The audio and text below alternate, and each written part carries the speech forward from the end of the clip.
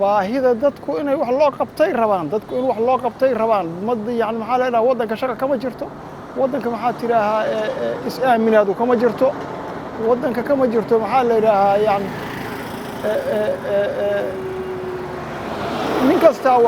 nin kastoo soo baxa waxaa loo malaynayaa inuu asagu danaysanayo hadda ko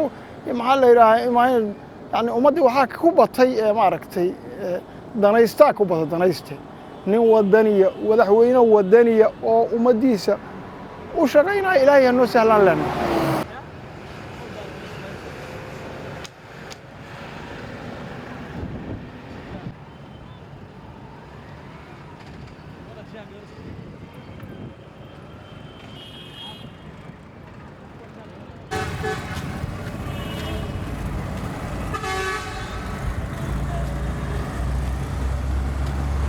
ونونك قال قعنيس ونا شقفي على نويل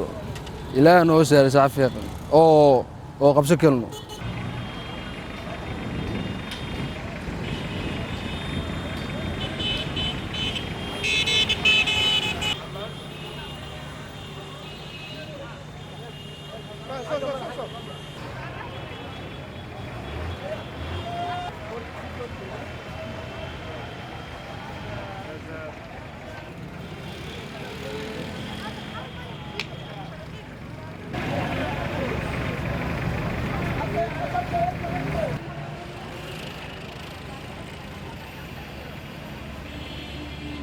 waxaan rajaynaynaa insha Allah mustaqbalka horumar fiican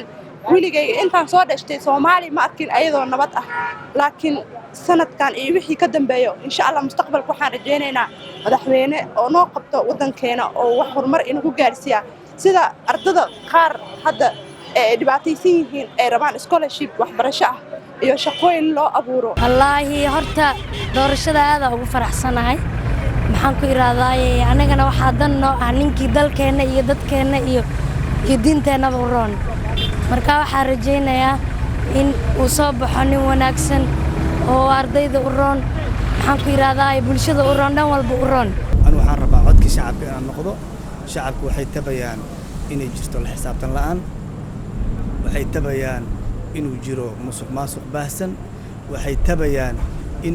inaysan jirin qof afkooda ku hadasha أنا وحان ربا هدي إلهي يقدر إن النقضة روحي كحد لها عد كشعبك سوق بين لها درين كشعبك كشقين لها شقادة ربطة لو مترجع لقفك حلبانك أو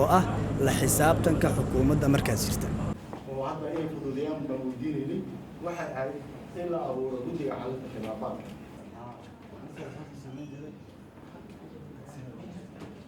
فهمتك لما annaga iyo guddiga kale ee doorashooyinka hirgelinta dowlad goboleedyada inaan isu nimaadno aan milicsano wixii noo qabsoomay wixii aan noo qabsoomin caqabadihii naga hor yimid iyo waqtiga ay u baahan tahay in caqabadahaas inta laga gudbo lagu xaqiijiyo dhamaystirka howlaha dhiman